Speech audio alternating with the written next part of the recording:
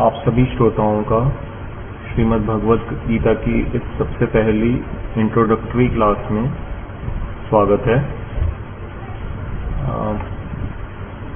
जिन्हें इस विषय में कुछ मालूम नहीं है, मैं बताना चाहूँगा कि पिछले 3 मई को ही, पिछले संडे, हमने पहला सेशन भगवत गीता का किया था जूम प्लेटफॉर्म पे, जिसमें हमारे साथ काफ़ी सारे श्रोता जुड़े थे। बहुत सारे मित्रों ने बाद में संदेश भेजा कि वे इस सेशन को मिस कर गए किसी वजह से, और उन्होंने एक रिक्वेस्ट करी कि इस सेशन को दोबारा से उनके साथ शेयर किया जाए। तो उसी प्रयास को जारी रखते हुए मैं उस इंट्रोडक्शन को एक बार आपके सामने दोबारा से प्रेजेंट कर रहा हूँ, क्योंकि हम सभी समझ सकते हैं कि भगवत गीता भगवान की वाणी होने के कारण एक बहुत ही दिव्य ग्रंथ है, और इसको हम अपनी बुद्धि से नहीं समझ सकते हैं। तो इससे पहले कि हम आगे बढ़ें, हम अपने अपने गुरुदेव का स्मरण करके उनसे प्रार्थना करेंगे कि वे हमें ये क्षमता प्रदान करें जिससे कि हम भगवत गीता को समझ सकें। ओम अज्ञानतिमिरन्धस्य ज्ञान अंजन शलाकया चक्षुरुन्मीलितं येन तस्मै श्री गुरवे नमः। वाञ्छाकल्पतरुभ्यश्च कृपा सिन्धुभ्येव च पतितानां पावनेभ्यो वैष्णवेभ्यो नमो नमः। आप सबकी एक इजी अंडरस्टैंडिंग के लिए मैंने इस ऑडियो फाइल के साथ एक डॉक्यूमेंट, एक पेज भी आप सबको भेजा है, जिसमें आप इस क्लास के अंदर कवर किए जा रहे सारे टॉपिक्स को देख भी सकते हैं, और जब भी आपको कभी ज़रूरत हो इस इंट्रोडक्शन को रिवाइज करने की, तो आप उस शीट को रेफर कर सकते हैं। एक बात और कहना चाहूँगा कि क्योंकि बहुत सारे लोग भगवत गीता स्वयं जब पढ़ते हैं तो समझने में मुश्किल होती है, तो ऐसे बहुत सारे लोगों ने हमारे को समय समय पर ये रिक्वेस्ट की कि भगवत गीता को सरल रूप में समझाने का कुछ प्रयास उनके लिए किया जा सके। उसी भावना को ध्यान रखते हुए मैंने ये प्रयास किया है कि जितना हो सके सरल से सरल भाषा में भगवत गीता को हम सभी समझने का प्रयास करें। महाभारत के युद्ध में, कुरुक्षेत्र के मैदान में, भगवत गीता भगवान कृष्ण के द्वारा अर्जुन से कही गई थी, और उनके अलावा संजय और धृतराष्ट्र, ये 2 भी श्रोता थे। अधिकांश श्लोक भगवान कृष्ण के द्वारा कहे गए, कुछ श्लोक अर्जुन के द्वारा कहे गए, जिसमें अर्जुन ने बहुत सारे सवाल भी पूछे, कुछ अपनी प्रॉब्लम्स भी बताई।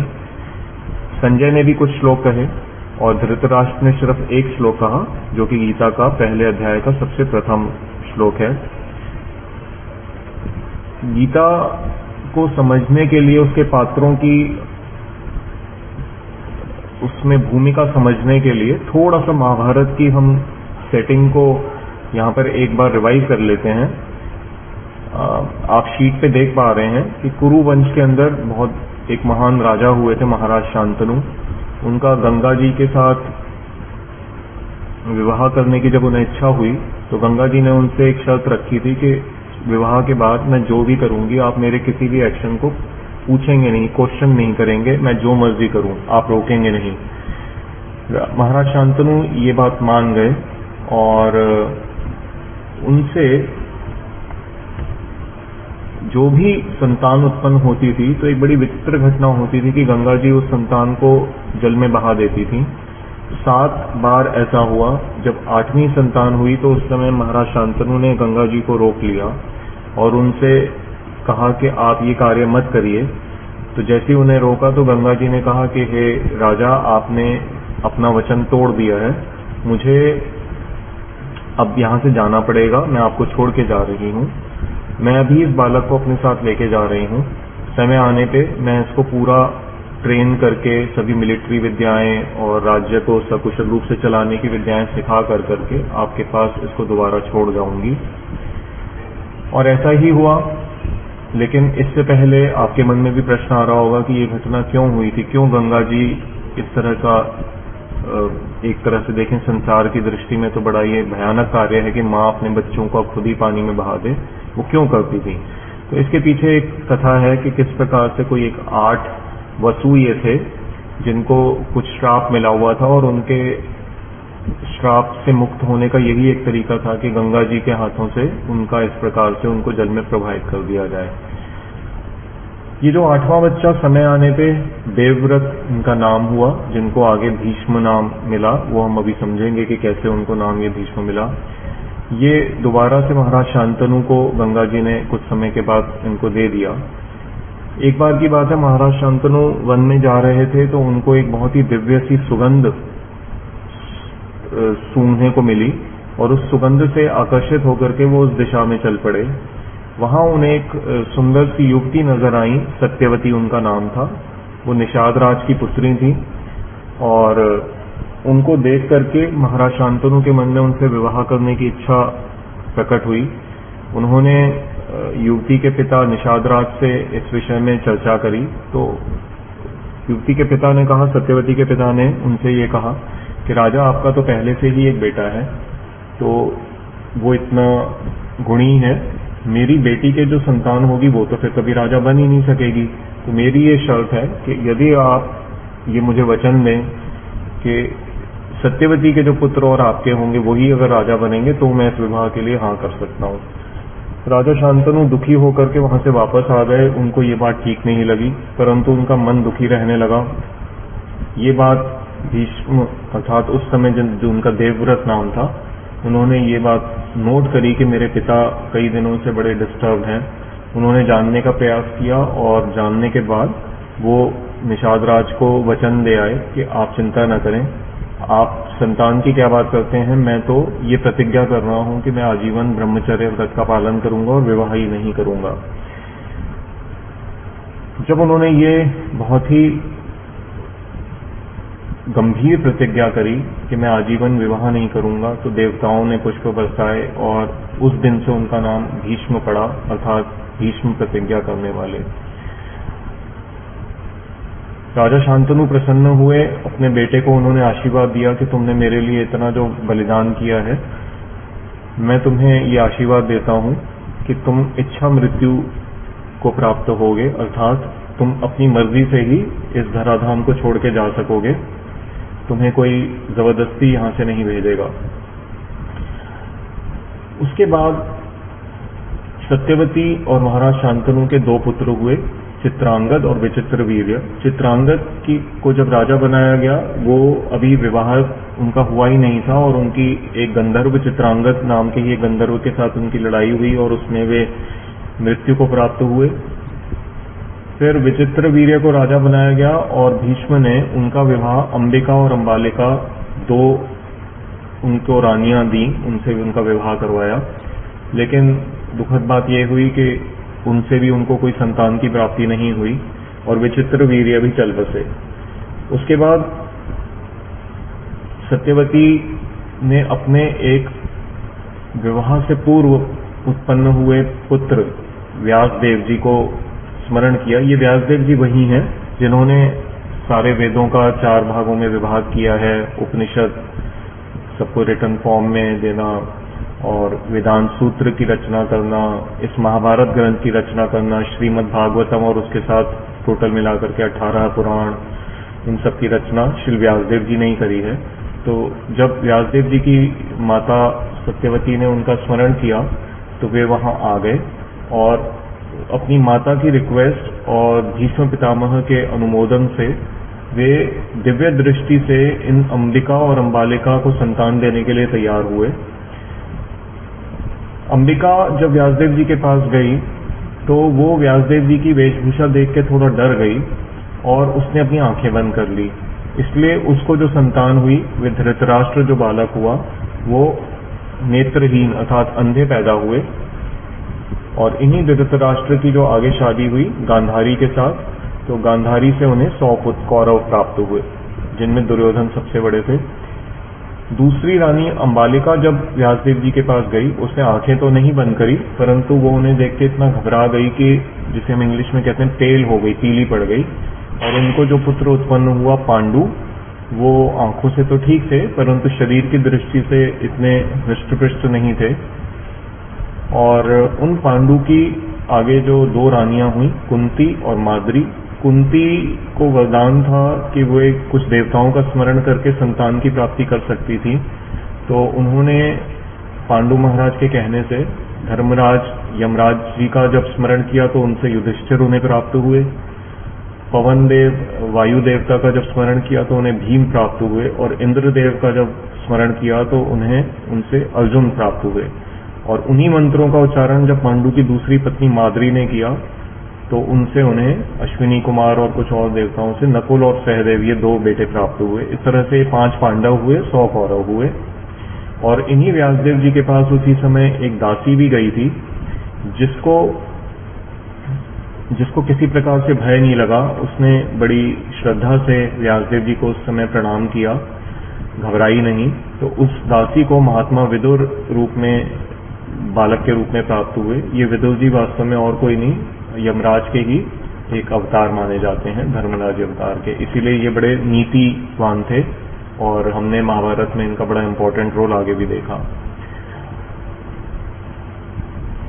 तो अब हम भगवत गीता क्या है, आज इस क्लास में थोड़ा सा शॉर्टली इसको समझ लेते हैं इंट्रोडक्शन के रूप में। महाभारत ग्रंथ बहुत बड़ा है, 1 लाख श्लोकों का ग्रंथ है। इसमें अलग अलग पर्व हैं। भीष्म पर्व के अंदर ये 18 चैप्टर आते हैं जो भगवत गीता के रूप में प्रसिद्ध हैं। इस भगवत गीता में कुल मिलाकर के 700 श्लोक हैं, और ऐसा कहा जाता है कि लगभग 5000 साल पहले द्वापर युग के अंत में जब ये घटना हुई थी, तो ऐसा एग्जैक्ट कैलकुलेशन करो तो शायद लगभग 5150 साल बनते हैं आज से। उस समय ये भगवत गीता कही गई। इसको मैंने एक आपकी आसानी के लिए एक थोड़ा सा सिंपल इसमें एक ट्रिक लगाई है कि भगवत गीता को अगर हम इंग्लिश में ऐसे, जो आप अपनी शीट पे देख पा रहे हैं, हम लिख सकते हैं जैसे BHAGVAD, भगवत गीता GITA। तो अगर हम इन शब्दों को एक्सपेंड करें तो हमारे को कुछ ये समझने में आसानी रहेगी कि भगवत गीता एक्चुअल क्या है। तो कभी भी आप भूल भी जाएं इस क्लास को, लेकिन आपसे कोई पूछता है तो आप इसमें से कोई भी लेटर को, अगर अल्फाबेट को उस समय याद करेंगे तो आपको थोड़ा सा ध्यान आ जाएगा कि हाँ, भगवत गीता में ये बात है। तो आइए आरंभ करते हैं। सबसे पहला अल्फाबेट है B, अर्थात बुक ऑफ कंप्लीट नॉलेज। ये कैसे कंप्लीट नॉलेज है, ये तो आप तभी पूर्ण रूप से समझ पाएंगे जब आप आगे की क्लासेस हमारे साथ आगे धीरे धीरे सुनेंगे। लेकिन अभी यहाँ पर इतना बता सकता हूँ आपको कि भगवत गीता एक बड़ा ही विलक्षण ग्रंथ है। इसको गीतोपनिषद भी कहा जाता है, सारे उपनिषदों का सार है ये। और इसमें भगवान कृष्ण ने अर्जुन को तरह तरह की विद्याएं, तरह तरह के योग, तरह तरह के संदेश, धर्म से जुड़े, धर्म क्या है, आत्मा क्या है, ये सब बातें तरह तरह की बताई हैं। सृष्टि कैसे बनी, ये सब बातें भी हैं इसके अंदर। प्रकृति कैसे चलती है, कौन कंट्रोल कर रहा है, दुख क्यों आते हैं, अगले जन्म में क्या होगा, ये सभी बातें बताई गई हैं। इसलिए हम इसको कह सकते हैं बुक ऑफ कंप्लीट नॉलेज है। H से आप देख रहे हैं हमने लिखा है हैप्पीनेस माइंड। माइंड शब्द के भी इंग्लिश में 2 अर्थ होते हैं। माइंड अर्थात मेरा, तो हम कह सकते हैं मेरी खुशी। तो इस जीवन में हम सबका अनुभव है कि जो भी हम साधारण रूप से सुख के साधन हमने बनाए हुए हैं, चाहे वो फिल्म देखना है, बाहर खाना खाने जाना है, होटलों में जाना है, नए कपड़े खरीदना है, विदेश भ्रमण के लिए जाना है, ये सभी जो कार्य हैं बहुत छोटे स्तर के लिए, बहुत कम समय के लिए हमें सुख दे पाते हैं। तो जो जीवन की जो सदा रहने वाली, नित्य रहने वाली जो खुशी है, आनंद है, वो भगवत गीता बताती है। और माइंड शब्द का जो दूसरा अर्थ है वो हम कह सकते हैं जो खदान, खान जो होती है, जैसे सोने की खान, लोहे की, आयरन ओर की और ये सब कॉपर की, जहाँ से हमें ये पदार्थ मिलते हैं, मिनरल्स मिलते हैं। तो एक तरह से भगवत गीता जो है नित्य हैप्पीनेस, हमेशा खुशी की एक ये इस तरह से सोर्स है, खान है ये। आगे अल्फाबेट आ रहा है ए से एगनी रिमूवर। तो जैसे अर्जुन को जो भी उस समय कष्ट, दुख महसूस हो रहा था लड़ाई से पहले, उसको भगवत गीता के ज्ञान ने उसके उस दुख को दूर किया। उसी तरह से हमारे जीवन में जो भी तरह तरह के कष्ट आते रहते हैं, उनको दूर करने का तरीका भगवत गीता में बताया गया है। जी से हम इसको पढ़ पा रहे हैं, greatest gift one can get and give, अर्थात भगवत गीता का जो ज्ञान है, इसको यदि कोई आपको दे रहा है तो एक तरह से मान के चलिएगा कि आपको अपने जीवन की सबसे बड़ी गिफ्ट मिल रही है, और जब आप इसको समझ करके आप इसको बुक की फॉर्म में इधर उधर बांटते हैं या फिर वैसे ही बताते हैं लोगों को गीता के बारे में, तो एक तरह से आप सबसे बड़ा ज्ञान लोगों को दे रहे हैं, सबसे बड़ी गिफ्ट दे रहे हैं। बाकी तो जैसे हम दिवाली के समय में गिफ्ट्स वगैरह देते हैं और हम देखते हैं कि वो कुछ समय के बाद किसी काम की नहीं रहती, तो ये जो गिफ्ट है ये सदा रहेगी सबके साथ, सब हमेशा याद रखेंगे। और स्वयं भगवान कृष्ण ने 18वें अध्याय में अर्जुन को कहा है कि जो इस ज्ञान को मेरे भक्तों को बताएगा, श्रद्धालुओं को बताएगा, वो मेरा सबसे अधिक प्रिय भक्त स्वयं है। वी से हमने लिखा है विजिटिंग कार्ड ऑफ गॉड। हम सभी जानते हैं कि जब हम ऑफिसेज में काम करते हैं या बिजनेसेस अपने चलाते हैं तो हमारा एक विजिटिंग कार्ड होता है, उससे हमारी पहचान अपने उस व्यक्ति को मिल जाती है जो कि हमें नहीं जानता। उस विजिटिंग कार्ड पे जनरली हम अपनी डिग्रीज लिखते हैं या अपनी पोजीशन लिखते हैं कि हम सीईओ हैं, मैनेजिंग डायरेक्टर हैं, एचआर मैनेजर हैं, साइंटिस्ट हैं, प्रोफेसर हैं, डॉक्टर हैं, हम ये सब बातें लिखते हैं। तो जब हमारी इस तरह की डिग्रीज, एकम्प्लिशमेंट्स हो सकती हैं लाइफ के अंदर जिन्हें हम विजिटिंग कार्ड पे लिखते हैं, तो एक मिनट के लिए सोचिए कि यदि कोई भगवान है जिसने ये पूरी सृष्टि बनाई है, उसका विजिटिंग कार्ड कैसा होगा, उसमें वो क्या क्या बताएगा, वो कहाँ रहता है, क्या क्या उसकी ताकत है, उसकी पोजीशन क्या है। तो भगवत गीता एक तरह से गॉड का विजिटिंग कार्ड है। और यहाँ पर आप शब्द देख रहे हैं गॉड, हम सारा दिन बातों बातों में बोलते भी रहते हैं, ओ गॉड ये क्या हो गया, ओ गॉड ये कोरोना कहाँ से आ गया। तो हम में से शायद हो सकता है कुछ लोग न जानते हों, इसलिए मैं यहाँ पर बोल रहा हूँ कि गॉड शब्द का हमारे गुरुजी जो एक फुल फॉर्म बताया करते थे, GOD, जी अर्थात जनरेटर जिसने ये सारी सृष्टि बनाई, ओ अर्थात ऑपरेटर अर्थात जो इसको मेंटेन कर रहा है, चला रहा है, पालन कर रहा है, और डी से डिस्ट्रक्टर या डिस्ट्रॉयर जो समय आने पे, प्रलय के समय पे इस पूरी सृष्टि को समाप्त करके और फिर से वो इसको दोबारा से क्रिएट करते हैं। तो ये हमने गॉड शब्द का कि आप अपने बच्चों को भी समझाइएगा कि गॉड की फुल फॉर्म क्या होती है। उसके बाद ए से एडमिट कार्ड टू वैकुंठ। देखिए ये जो जगत है जिसमें हम अभी रहते हैं, इसको हमारे शास्त्रों में भी बताया गया कि ये वैकुंठ नहीं है। क्यों वैकुंठ नहीं है? कुंठ शब्द का अर्थ होता है जहां पर चिंता, परेशानियां हों। तो हम सभी देख सकते हैं कि जन्म, मृत्यु, बुढ़ापा और बीमारी, ये 4 कष्ट हमारे साथ इस संसार में जुड़े हुए हैं। अभी जैसे इस समय एक बहुत भयंकर बीमारी का हम सभी सामना कर रहे हैं। और उसके अलावा शास्त्रों में 3 तरह के कष्ट और बताए गए हैं, आदि भौतिक, आदि दैविक और आध्यात्मिक। ये जैसे जैसे हम गीता में बढ़ेंगे तो आप इसको समझ पाएंगे आगे ही कौन से कष्ट हैं। तो कहने का अर्थ ये है कि इन्हीं शास्त्रों में एक भगवान के धाम के बारे में बताया गया है जो वैकुंठ लोक है, जैसे जहां भगवान विष्णु, भगवान नारायण या भगवान राम का अपना धाम अयोध्या धाम, या भगवान कृष्ण के जो धाम हैं वो सभी वैकुंठ हैं एक तरह से। और उसमें जो प्रवेश की जो योग्यता है वो हमें भगवत गीता से मिल सकती है। तो इसलिए एडमिट कार्ड टू वैकुंठ यहाँ पर कहा गया। डी जो है ये बड़ा महत्वपूर्ण है। यहाँ पर इसमें 3 शब्द आ रहे हैं, ड्यूटी, डिटैचमेंट एंड डिवोशन। पूरी की पूरी भगवत गीता के अंदर यही 3 मुख्य उपदेश दिए गए हैं। आप कुछ तो जानते भी हैं, जैसे ड्यूटी अर्थात भगवान ने कहा कि कर्म करना तुम्हारे को ऐसा चाहिए जैसे कि तुम ड्यूटी की भावना से करो, लेकिन कैसे करो? डिटैच होकर के, कर्म के फल से आसक्त मत हो। और डिवोशन अर्थात भक्ति का भाव अपने हृदय में जगाओ। तो ये जो 3 डी हैं ये भगवत गीता में आगे आगे हम धीरे धीरे समझ पाएंगे। इसके बाद जी, गीता का जो जी है, जी से ग्लोरीज ऑफ गॉड। तो जो भी उन भगवान के अपने ऐश्वर्य के रूप हैं, तरह तरह की उनकी ग्रेटनेस है, वो हमें गीता में पता लगेगी आगे के अध्यायों में। आई से आइडेंटिटी रिवीलर, ये भगवत गीता हमें हमारी अपनी आइडेंटिटी बताती है। अभी हम सब एक दूसरे को नाम से जानते हैं, परंतु देखा जाए तो जब हम पैदा हुए थे तो ये नाम हमारे पास उस समय नहीं था। हम तो थे लेकिन ये नाम नहीं था। अर्थात ये नाम जो है ये हमारी एग्जैक्ट आइडेंटिटी नहीं है, ये टेम्परेरी आइडेंटिटी है जो हमारे माता पिता ने दी। तो हमारी जो असली आइडेंटिटी क्या है उसको समझने के लिए समझना पड़ेगा कि हम हैं कौन। तो शरीर के अंदर एक आत्मा है। हम भारतवासी कुछ कुछ थोड़ा बहुत जानते हैं इस विषय में।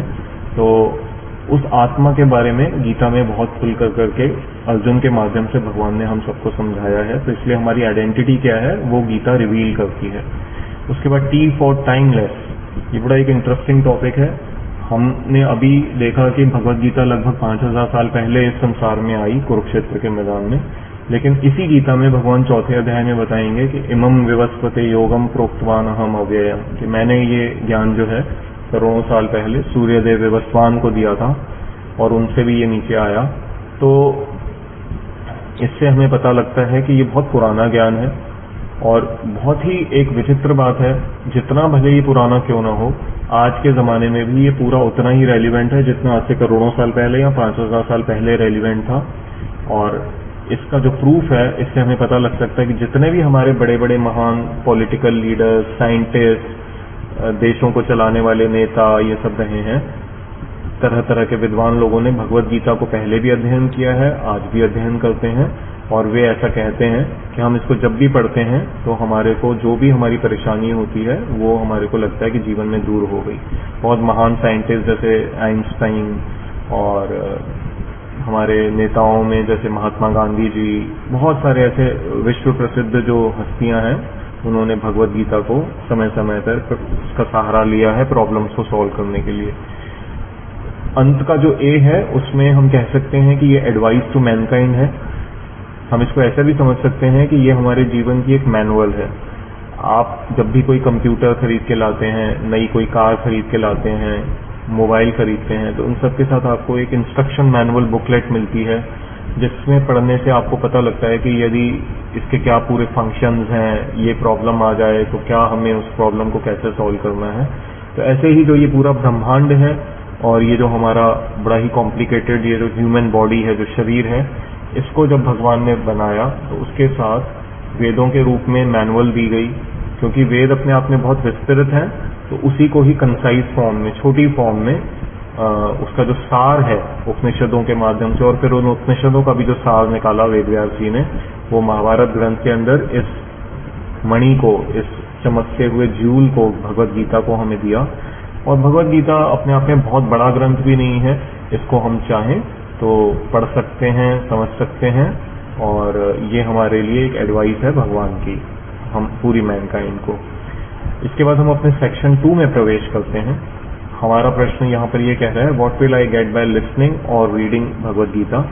तो हम सभी यहाँ पर समय दे रहे हैं, लगभग आधा घंटा 35 मिनट। इस समय में आप चाहते तो आप कोई टीवी पे सीरियल देख सकते थे, कुछ खा सकते थे, एक्सरसाइज कर सकते थे, पेंटिंग बना सकते थे, बच्चों के साथ खेल सकते थे, और बहुत सारे आप ऐसे कार्य कर सकते थे। लेकिन आपने गीता समझने के लिए ये समय डेडिकेट किया, तो उसको आपने जब समय दिया तो कुछ न कुछ तो आपके मन में बात रही होगी, कि शायद जिज्ञासा रही होगी कि हम जाने कि ये क्या कह रहे हैं यहाँ पर, आइए समझते हैं। तो जिस चीज के हम संपर्क में आते हैं उससे वही चीज मिलती है। तो गीता के संपर्क में आए हैं तो गीता हमें मुख्य रूप से 5 ज्ञान देगी, ठीक है।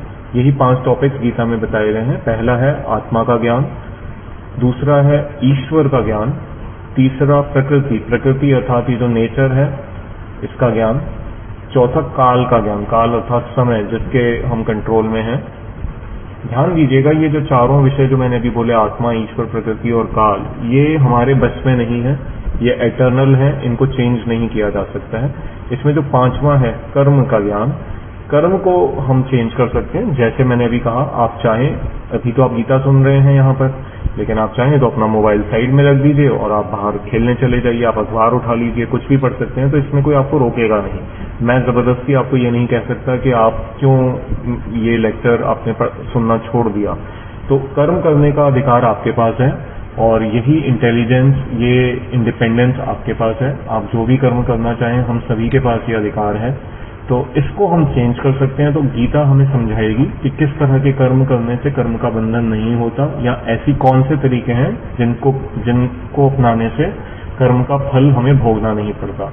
तो ये 5 हमें टॉपिक्स बहुत ही विस्तृत रूप से गीता के अंदर कवर किए गए हैं, और समय समय पे हम इनको धीरे धीरे समझ पाएंगे यदि हम इस क्लासेस को रेगुलरली सुनेंगे। सेक्शन 3 में हम देख सकते हैं, हमने लिखा है what do I need to do to understand Gita. जैसे स्कूल कॉलेज की पढ़ाई के लिए फीस भरनी पड़ती है, हम ड्रेस पहनते हैं, बुक्स खरीदते हैं, समय देते हैं, प्रॉपर जाते हैं कॉलेज में, तब जाकर के बहुत सालों के बाद कोई डिग्री मिलती है। इसी तरह से गीता को समझने के लिए भी कुछ हमसे रिक्वायर्ड कुछ चीजें हैं। धन किसी तरह से नहीं चाहिए। सबसे पहले तो आपको समय तो देना ही है, वो हमने डिस्कस कर ही लिया। समय के साथ आपको क्या देना है कि जिस तरह से अर्जुन ने गीता को समझा, तो अर्जुन क्या है, भगवान कृष्ण के सखा भी थे, और गीता को समझने से पहले सखा के साथ साथ उन्होंने एक कार्य किया था, उन्होंने भगवान कृष्ण को अपना समर्पण किया था। तो उनका जो फ्रेंडली एटीट्यूड है वो हमें बड़ा हेल्प करेगा। इसलिए भगवान को हम चैलेंज की दृष्टि से ना देखें, हम इसको समझने के प्रयास से इसको अप्रोच करें। दूसरा, थोड़ा समय निकाल कर करके गीता को पढ़ें घर पे। मैं धीरे धीरे आपको बताऊंगा कौन से गीता के एडिशन अच्छे हैं, और अंत में किसी ऐसे व्यक्ति को ढूंढें जो कि हमें ये गीता को समझा सके। तो इस कमिंग संडे को हमारी अगली क्लास होगी, उसका लिंक आप सबको भेज दिया जाएगा। आज समय देने के लिए बहुत बहुत धन्यवाद। हरे कृष्णा।